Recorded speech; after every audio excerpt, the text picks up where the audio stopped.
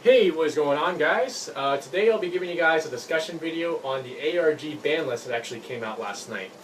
So ARG basically came out with their own custom list that they'll be using for some of their events. This includes some of their Circuit Series events like ARG Charlotte, along with their big 25K Grand Prize event that they'll be having.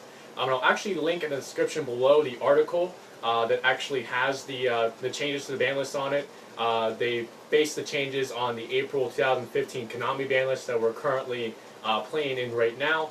They actually do go into pretty good detail as far as how they actually came about coming out with some of these changes for the ban list, and also they explain some of the individual card choices for the changes in pretty good detail as well. So definitely feel free to check that out in the description below. So I'll go ahead and quickly go over some of the changes from the list using the list I have here on my phone. Then I'll kind of go over some of the highlights and what I think about some of these choices. So starting off with cards that are newly banned, we have Gin Releaser of Rituals, Fusion Gate, Lavabo Chain, Necros of Trishula, World Magical Library, and Vanity's Emptiness. Now for cards newly limited to one, we have Sir Malbranch of the Burning Abyss, Elchinal Construct, Elchinal Fusion, Elemental Hero Bubbleman, Elemental Hero Stratos, Instant Fusion, Mistake, Necros of Unicorn, and Wind-Up Carriers and Mighty. Now for cards that are now newly semi-limited to two, we have Dante, Traveler of the Burning Abyss, Dragon Ravine, Inzector Hornet, Rescue Rabbit, Summoner's Art, Torrential Tribute, and Wind-Up Magician. Now for cards that are no longer restricted on the list, they are unlimited. Chaos Sorcerer, Dark Hole, Glow Up Ball, and Sacred Sword of the Seven Stars. So kind of going over some of the interesting cards here with this list. Going over some of the banned cards, Gem Releaser of Rituals was definitely a fair hit.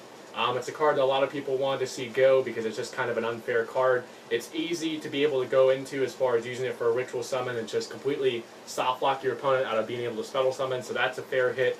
World Magical Libraries, definitely a warranted hit because we'll be having Chicken Race coming out in the next set, and there's some very consistent degenerate FTK decks that involve World Magical Library and Chicken Race, and Library is also very good in Ignites as well, so definitely a justified hit there.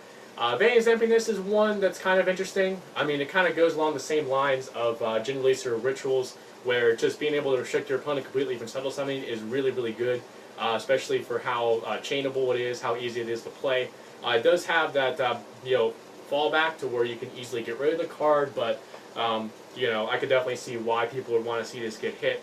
Lavabo Chain is kind of interesting. This is a card that's been around for a very long time, has never really been hit. But it is a card that some people were arguing has always been a part in some degenerate OTK and FTK based decks because of its ability to dump a card into the graveyard or stack a card you need.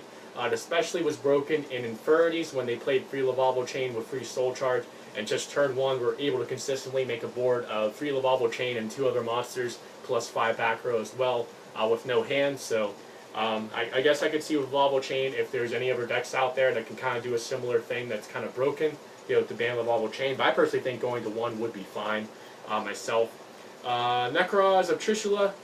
That's a card that I think is going a little bit too far in trying to hit Necros. I mean, you already banned one of the big problems with Gin Releaser Rituals, and Necros of Unicorn also got hit to 1 as well. So I think Trish going to 1 would have been fine because then it just stops people from playing 2. But I think completely banning it is basically taking away the biggest power play the deck has, to where you're not only now balancing the deck out to where it's not a dominant deck anymore, but now you're just almost completely just destroying the deck because you're destroying their main power play that they go into. And then for Fusion Gate, as I said in my previous ban list discussion video for Konami's upcoming list, I had prepared myself for Blaze Phoenix to get hit, but I definitely did not prepare for Fusion Gate to get hit. And I personally think, as much as I don't want Blaze Phoenix to get hit, I would have rather seen Blaze Phoenix get hit than Fusion Gate, because Blaze Phoenix itself is the real problem with those degenerate FTK decks that are going to be coming out with Elder God Nodin. The Nodin Blaze 2-card FTK, how Blaze Phoenix can be used in Heroes and Ignites. So I definitely don't think Fusion Gate was the right hit there, because while it is a card that is used in those decks to be able to facilitate the OTKs, it really isn't the problem. Like, having Fusion Gate without Blaze Phoenix would mean that the best OTK deck you can really go into with that card is the Electrum Gustav Max OTK, which, coming from experience, I can definitely say is very inconsistent and very fragile. So I personally think that Fusion Gate was the wrong hit there. If it was Blaze Phoenix or Rainbow Bombardment Bird instead, as much as it would have broken my heart, and Fusion Gate also kind of breaks my heart too, because it is one of my favorite cards, but I think Blaze Phoenix would have been the better hit there. So they definitely hit Brilliant Abyss a good bit, with Sure going to 1 and Dante going to 2. That definitely is warranted. I think Dante going to 2 is kind of interesting and a bit weird. I think it would have been better off maybe eliminating or banning Fire Lake, just to get rid of one of their other power cards that they want to make another hit, but definitely not bad hits there. Elshal Construct and Elshal Fusion are pretty good hits. Obviously Construct is the fusion they go into the most that generates them the most advantage. Then Elshal Fusion facilitates their OTKs and the ability to disrupt your opponent's plays on their turn, so I think those cards going to 1 are good hits. Stratos coming back is really awesome. Everybody's been wanting Stratos to come back, so that's definitely fine. Then Bubbleman going to 1 is just kind of a precautionary hit just to make sure that Stratos doesn't come out too broken, so that's perfectly fine. Instant Fusion to 1, of course, is for Nodin. Mistake going to 1.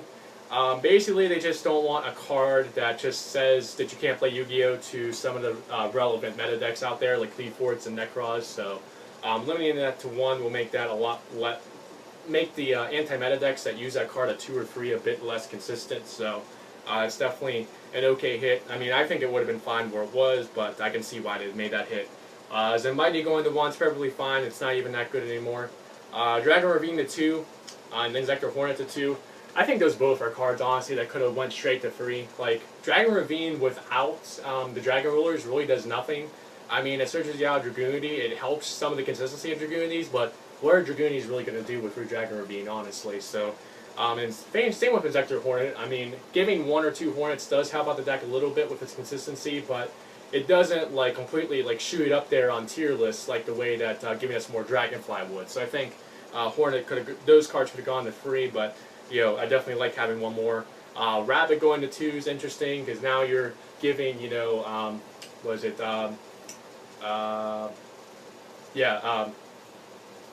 crap, what's the deck? Dino Rabbit, a bit of a boost there, along with Evil Swarms as well, so that's pretty good. Summoner's Art to 2, Slap on the Wrist to Ignites and Cleave Forts.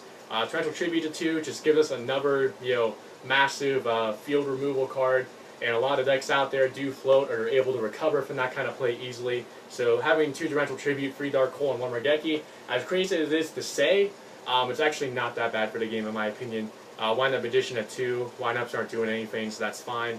Then Chaos Sorcerer at 3 is fine, Dark Hole at 3, as I said, is fine. Glow Up Bulb at 3, it's only a once per duel effect to come back from the graveyard, so that's fine. Then Sacred Sword to 7 stars at 3. Kind of similar to Dragon Ravine, it's a card that doesn't really do a whole lot outside of Dragon Rulers, so that card's perfectly fine to go to 3. And it also does help promote the new Red Eye support that will be coming out on the next ban list, or the next core set in Clash of Rebellion, so that should help to promote that deck as well.